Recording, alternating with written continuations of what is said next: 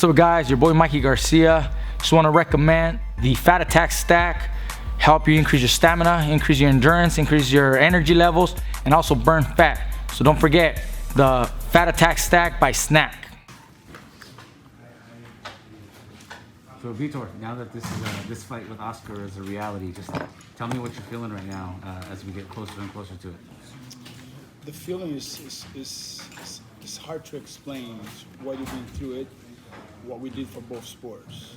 You know, I box in a totally different hemisphere. You know, with boxing, my boxing style was coming from where, first of all, with no gloves, and then gloves, 4 ounces, 3 ounces, you say. And my whole life has been evolving as a striker, as a comeback artist that you're looking to finish. That's been my whole career. It's like, how can I finish this opponent? They're bigger than mine. They're 300 pounds. So it's this being my strength is being preparing for anything. And that's how boxing was fit in my style. Boxing since 13 years old. I made the Olympic team in 2000. I could not go due to a knee injury that I had. You know, I trained with the best guys. My first boxing training in America actually was Oscar's first trainer as well. His name is Al Stanky. So watching the whole thing of how boxing was predominant is very amazing for the fighter, where you can make as much as you can, but also you can transition. So Oscar did an amazing thing for boxing in the ring, but also outside the ring as a promoter. So it's a legacy fight. It's a legend fight that you cannot miss. Could you have ever, all this time that you've been fighting in MMA, could you have ever imagined a day where you would box and you would box against someone like Oscar De La Hoya? And what does that mean to you to get in the ring with him? So it means that you paved the way, you know, and looking back to what's going on right now, Oscar's fighting a real fighter, not like Mayweather looking for a YouTuber who has 1 loss and 0 wins. So he's fighting with the guy who holds the most knockdown in UFC history until today. And we both opened the Red Sea for our sports, for this next generation who came, who boxers became a promoter because of him. He won the gold medals, and I could not achieve that because this is one of the greatest things to become an Olympian. So I think Oscar did everything. He's no doubt the best boxer of all time. And for me to be able to compete against him and be able to go toe-to-toe with the best boxer, so it's a dream come true, no doubt about it. But, you know, it's hard work. Oscar was just sitting with us, and he got really emotional talking about, you know, his past and just the journey to this point. What type of energy and mentality do you bring into this fight? Like, do you feel like you're in a really good place as you're about to get into the ring with him? Yeah, so for me, fighting, it's been my whole life. Imagine for me as an immigrant living in Brazil at 16 years old, convincing my dad that MMA was going to become the biggest sport of all time. Dropping 8th grade, have my dad and my mom sign a letter, giving $1,000 because they don't have money, coming to America, and 2 years later become the youngest champion in UFC history. And back in the time, I remember I saw the fight with Oscar with Chavez, and I said, this is not fair. We make just little money, and these boxers having to be, and why is not the field is not fair, and still today it's not fair. But I had a dream, and I went to search for this dream.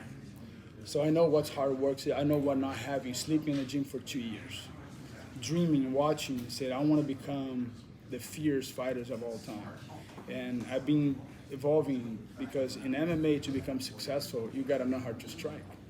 And then boxing's been my top martial arts that I evolve and I become master of it. So striking from different angles. So for what Oscar did, not many guys did what he did. So he has to be emotional. But like I said, you have to be emotional but unemotional. So every athlete, you gotta learn how to control your emotions, because your emotions can be your enemy, and most of the time is your enemy. So you're making decision on emotion, you made bad decisions. So my job and my team job is just to train to execute. So basically, if you're a Navy SEAL, you become an emotional warrior, you're gonna die. If you're fighting, you're fighting an emotion, because everything is emotional, but we cannot be emotional. So it's learning how to control and how to master your emotions, because I can feel one way and act other way. That's the master of life, you know. What about mastering the art of boxing? What is the actual training like and gonna be like for these next? Feet. Your feet, it has to move, so your body has to go with your feet. So the problem with a lot of boxers and a lot of MMA guys, they don't know how to balancing their feet and their hips. So I study biomechanic, and I create many ways. I developed many ways to punching, walking. I have to create martial arts, adapting, striking from karate, kung fu. So, I was watching Bruce Lee documentary and I say, great, I'm the Bruce Lee of MMA, because I didn't went to Hollywood. I went to real fighting, and so it's literally what I did in MMA. It was phenomenal. Until today, no one can beat my record as a knockout artist. So my goal is being to finishing fights. That's what people like it. People want to see the finish. So it's gonna be, I'm gonna be boxing with a guy who knows how to move his feet. He has speed. His jab is great, fantastic. So I've been training for that, and how can I go and impose my will? That's the other thing, is impose your will. Typically, how this goes when the MMA fighter enters the boxing ring is, historically, we see it doesn't go very well for the MMA fighter, but we did just see Anderson Silva have great success against Julio Cesar Chavez Jr. What do you take away from his performance? Inspirationally, tactically, what you saw? Is there anything that you can take from Anderson's performance and the way he approached that? It's just you have to be who you are. We're individual. We're different. Everyone has your own story. He was boxing a guy. He's like not even 10% of Oscar. I'm boxing a real boxer. I'm boxing the best boxer of all time. So I'm boxing a guy who really know how to move and how to execute. So it's hard to compare apples to apples. So and that's frustration when you come out to that. So the idea of me focusing my strength, develop my strength, and I know my strength. I'm a guy who can move, who can box. I used to box Anderson Silva. I used to whip him. He's the most afraid guy. I promise he will never want to box me. I promise. And if he does, I will love it. But I promise, because I know how to box. I spent 1 year in Cuba training with all the Cubans. So I learned the art of boxing. The art of boxing is like, you have to move your feet. You have to execute. You got to have a great jab. Your jab, everything run through your jab. So it's matching. It's like chess. So, and the way I box is just differently. I'm looking for the angles.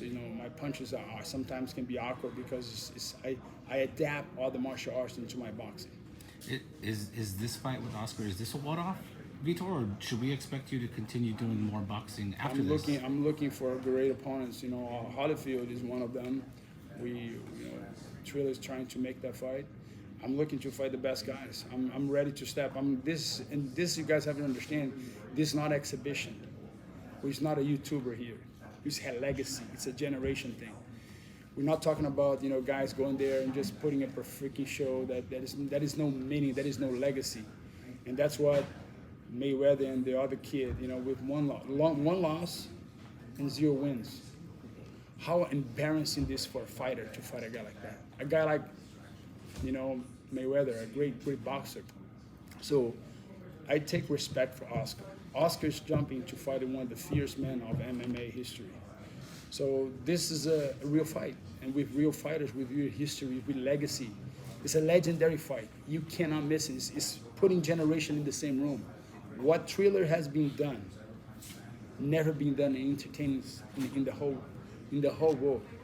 They putting a show that is pleasing the grandkids, the son. So you're putting everyone in one room. You can be watching, your kids can be watching your PlayStation and watching the fights with your friends in their room, and you have your sons and your grandkids, so everyone at the same house. So I have all the respect for Ryan and Twiller team that putting this amazing thing that I promise you guys, September 11 is going to be a week with the guys will never forget. Vito, what was it like getting this fight? Describe the process. When were you approached about it? A picture came into my mind, the word legacy. That's the only word I see was legacy and generation. It's like they're putting up two guys who opened the Red Sea on their sports. Thinking about going back, if you rewind what Oscar did, he's not just a world champion in boxing, he's an Olympic champion. He became the first boxer to become a promoter. He discovered many other guys. So he literally shifting the industry into totally different direction. And what I did for the sport, I opened the Red Sea, I opened markets in Brazil, Russia, and in places like never done before.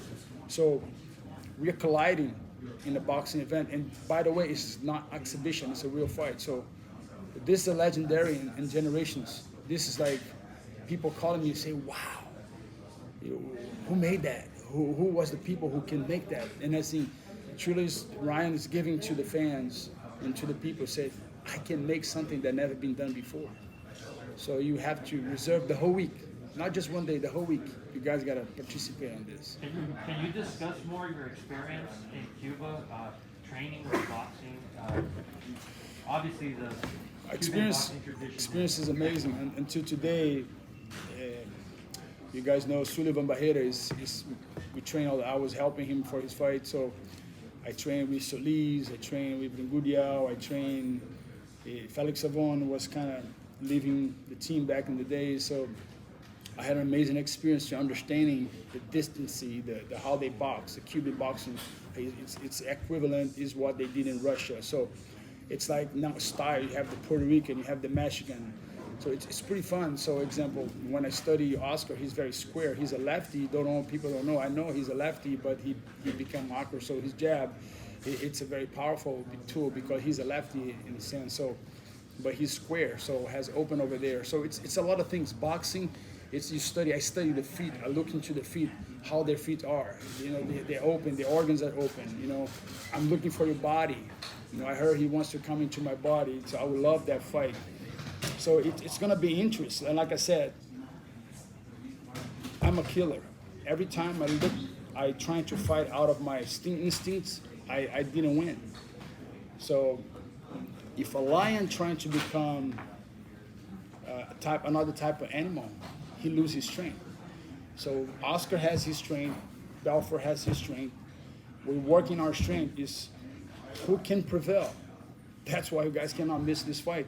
This is going to be, I think, the fight of the century, no doubt about it. He's mentioning that you guys are going to get down. Can you speak for him as well? You have two guys with big huevos. They have cojones. They're fighters. They're not YouTubers. They're not we are entertainers, but we entertainers for the real things. I remember Oscar. Oscar changed boxing. Oscar changed boxing. You guys got to remember. He changed the way boxing is. If it wasn't for Oscar, Mayweather wouldn't exist. If it wasn't for Belfort, McGregor wouldn't exist. It's guys that change the scope. It's literally like everybody knows the Red Sea, If it wasn't for Moses snapping in with faith and opening that Red Sea, they would die on that desert.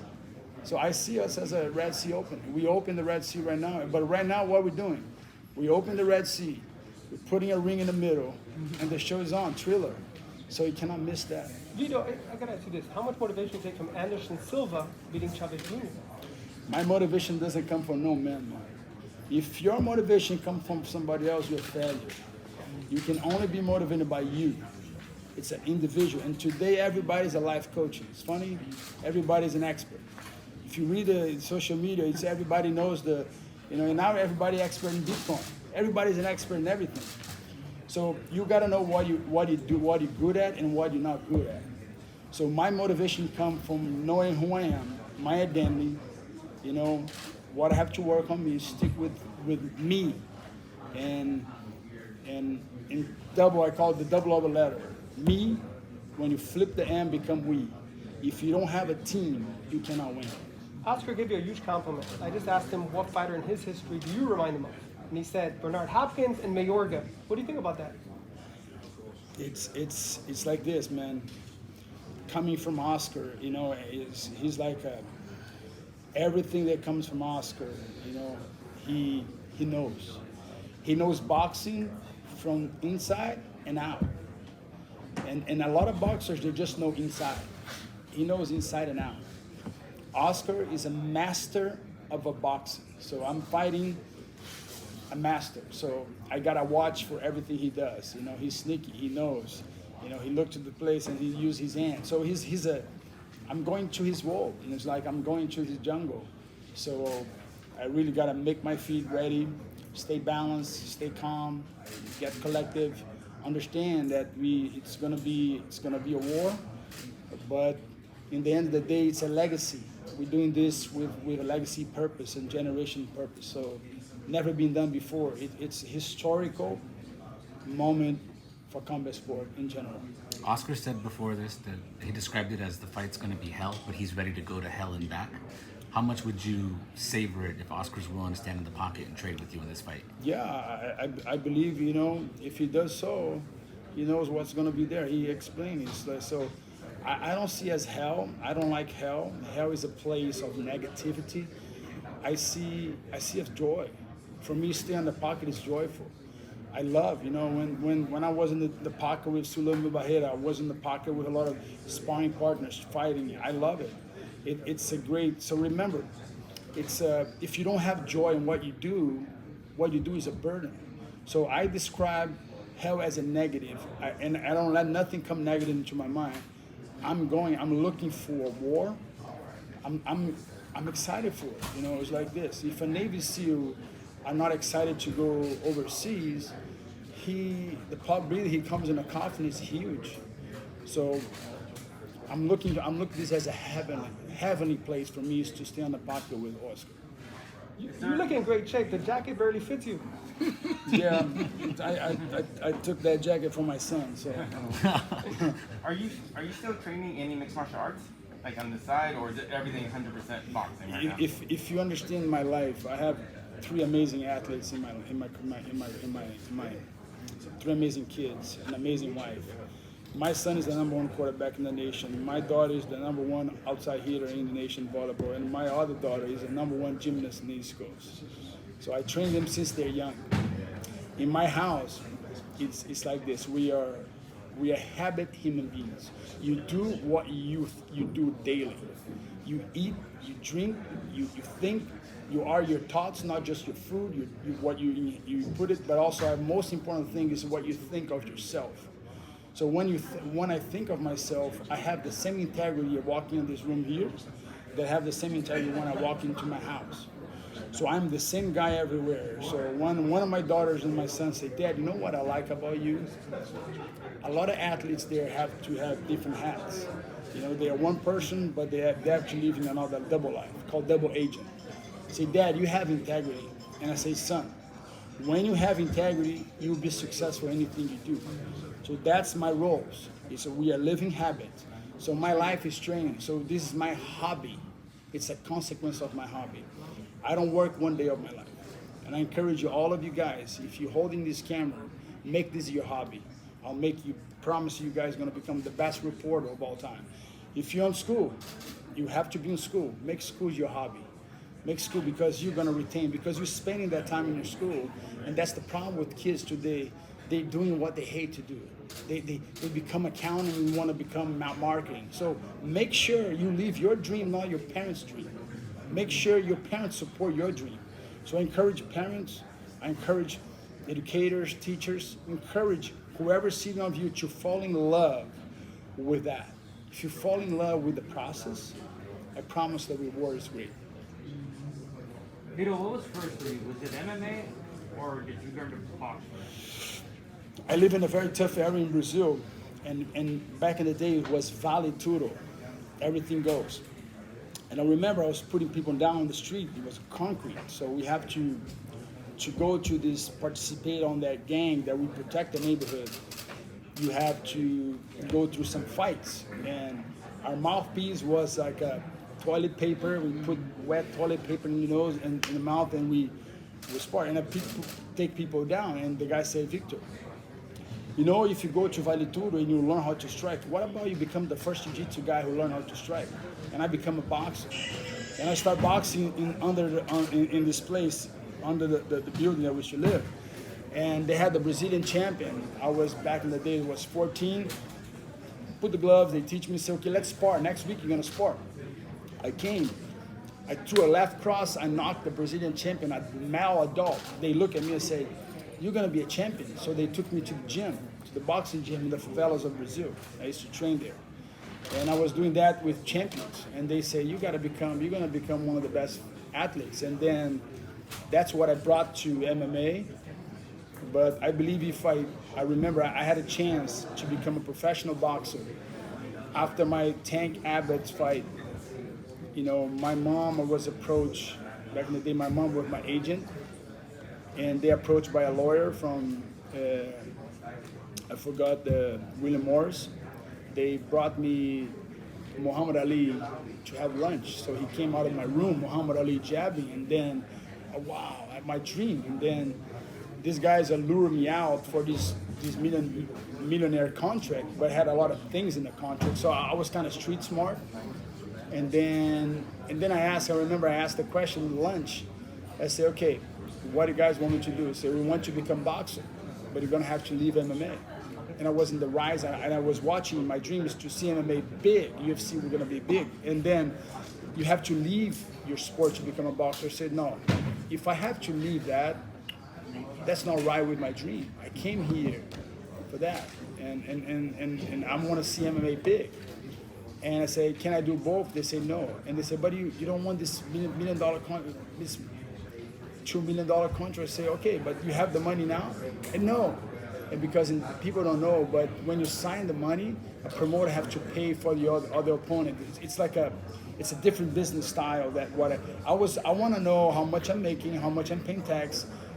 I was street smart, and I saw, okay, if you don't have the money now, and if I have to do this, I stick with what I'm doing is better. So I have to choose between both. And that was the dream. Like, I remember this has happened a long time ago. I was like 19, 20 years old. And here I am, a couple of years later, fighting the greatest boxer of all time. In the place that I used to train 2 blocks from here. In this gym that was Sugar Ray Mosley. I saw him coming up. I saw him train with his father.